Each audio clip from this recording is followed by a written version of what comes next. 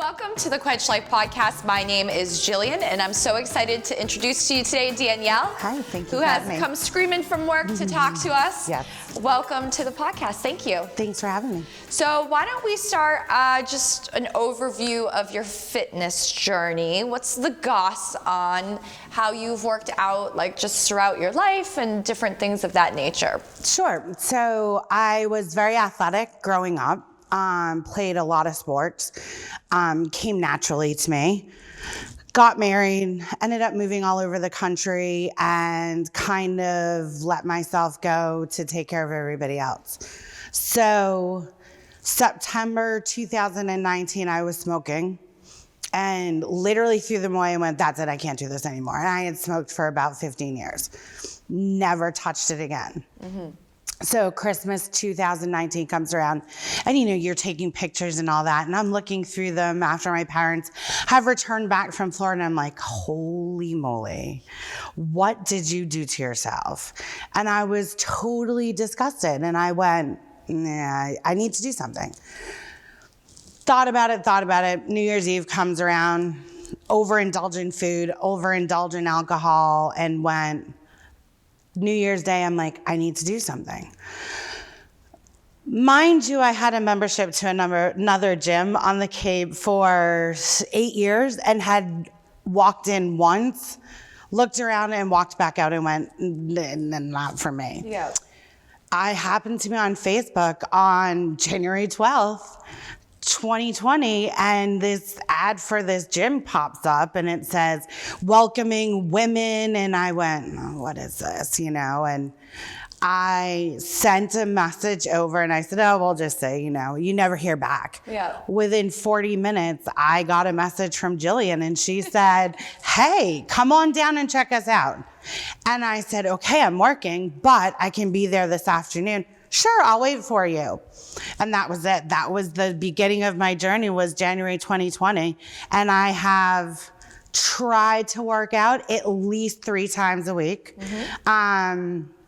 And I accepted my dream job in October of this year, of 2020. Yeah. At which point I said, okay, I just can't do it. I'm just not sure where I'm going to end up. And yeah.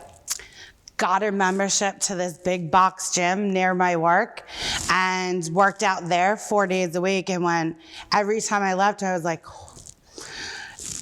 I didn't ache. Even though I pushed myself, I wasn't achy like I was, like a good ache. Like I felt like I did something. Plus I missed all the people that I see here, because the people I saw there were characters in and of itself. And yeah. I finally went, okay, let me time this one day. So I literally, on Monday, Tuesday, Wednesday, I get in my car at exactly 4:01, and you will see me flying down 495 at 92 miles an hour to get here. But it's so important to make time for myself. Yeah. And so I've been doing it for a year, a little less than a year, and I absolutely love it. Yeah. And I look forward to coming every time. Sure. So what was that turning point with you? I think a lot of people kind of get to that point, like, okay, enough's enough. But what was different for you that enough's enough, but today's the day? You know what I'm trying to say? Or what was that driver for you? That, yeah.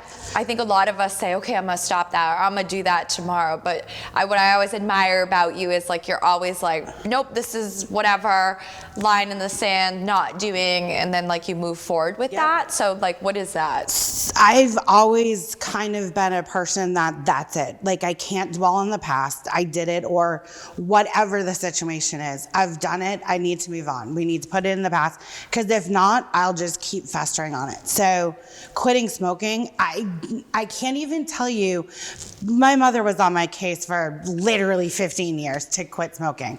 And I run dental offices. Yeah. So you have this whole stigma that you couldn't.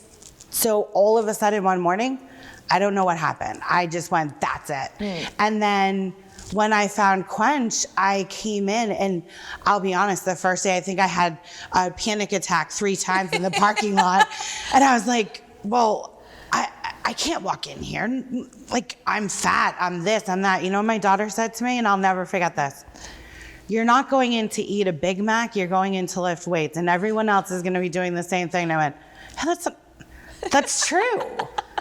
That's true. I'm not. I'm doing what everyone else is doing." And then the staff was so welcoming and so encouraging that I went to lift a weight, and I'm not sure who it was. I think it might have been you my very first night, and you're like, "No, you can do more." Oh, no, I can't. I've never done this. No, you can. And I did it. Yeah. And I went, I wonder how much more I can do. Sure. And then how much more I can do. And then my favorite screensaver ever is the deadlift that I did. That was the heaviest I ever did. And I'm like, I did that. Right. So I've always been a type of person that I set a line in the sand and I'm like, I'll get that. Sure. And then once I get that one, I'm gonna get the next one. Yeah. So that's where I'm at. I'm like, how much further can I go with this? Sure. That's I'm great. so excited. Yeah. So, yeah. Well, because I think that day that we videotaped you doing the deadlift, I think you were almost close to 200 pounds, wasn't it? Correct. It's like 180. 185, Yeah, I think I was at. Yeah, somewhere in there. I remember that. I'm gonna get 200. I'm gonna get 200 Chasing numbers. before summer is what I said. Yep. I love that. Yep. So what would you tell somebody like yourself that is thinking about getting involved in fitness and is just kind of nervous or hesitant or not sure like it's for them? Like what is Danielle's like tips on what got you through or made it okay for you, or you know what I'm So I think you just have to embrace it. You just have to do it. You're gonna feel as awkward as I did. To this day, I still feel awkward sometimes. Yeah. I'm like, you look around and you're like, oh, look at how fit they are. Look at how, but you know what? I would just like to clarify though that I still feel awkward, so I think that's just But then I say to myself, yeah, but look at where I'm at. Sure. And so I just think you have to just trust yourself to take the first step. Yeah. And in this environment here, you can take that first step. Yeah. Perfect example is I was in small group personal training on Wednesday night, and this great gal was there, and it was her first night. And you know me, I like to have fun, and I try to encourage people too. Yeah. And she was nervous. Yeah. And then she started laughing, and we're like, "Oh, you can't mess up. Come on, have Yeah. fun." Yeah. And she was at the end of the night. We were chatting, we were talking, and she's like, "I'm so glad I came into this class." Yeah. I want people to feel like that. I want people to also go, well, look, she's doing it, so I can do it. Right. And whoever. And people are so encouraging here that you just need to believe in yourself to take that first step here, because they're fantastic. Yeah. And I think people do have panic attacks in the car. I did. You said that. I did. Like, The first day I was here, I was in the car. It was after work. It was a 6 o'clock class. It was before pandemic and whatnot. And I put my car in reverse 3 different times because I was going to leave. And I'm like, no, you just made you just signed the contract yesterday. No. Yeah. And then I'd put it in reverse again, and then I'd put it in park. Okay, fine. So finally I made myself get out of the car and lock the car, and I walked halfway. And I went, okay, you walked halfway. Let's walk the other halfway. Then I got to the door, and I always open the wrong door. I always pull the wrong door, and it was locked. And I'm like, oh, I gotta go. So I went to turn around, and you came to the door, and that was it. I was hooked. Done. Inside. And I'm yeah. As you well know, I did go to the gym off Cape, and I texted you and went, can I come home? Please? Because it's just not the same. And we don't realize what we have here. And it's a blessing. It really is. So Well, thank you. You're welcome. We love having you too. You're a blessing in disguise too. Yeah, sometimes. All right, so we ask everybody that comes on the podcast, what is your favorite exercise? Like when we go through what we're doing, like, rows and deadlifts. Rows and deadlifts. Yep, and the heavier the better. Heavier the better. Yep, and I love like when I leave at night and you have that I call it the delicious ache, that you had a really good workout, and the next day you go to get out of bed and you're like, yeah, that feels good. Yeah. And I didn't have that when I went somewhere else. So I was like, like I even messaged Donna on Facebook and said, that was such an awesome workout. Yeah. I had trouble getting dressed. Yeah. Thanks. We never want to make you feel like you got hit No. by a bus, but it's good to just kind of have that little tenderness. I call it the delicious ache. The delicious ache. Well, now we'll change the name. There you go. Well, I appreciate you coming onto the podcast today. Thank you for sharing your story. Thanks super for having me. appreciate it. And thank you guys for watching.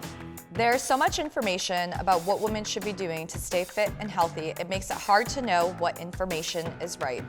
Join me, Jillian Russo, every Wednesday as I interview women who have finally made themselves a priority. Each episode contains inspirational stories from women just like you who have had enough and have decided to make health and fitness part of their everyday lives. I'll also be inviting other health and wellness professionals to share their stories and provide tips on health, nutrition, wellness, life, and much more.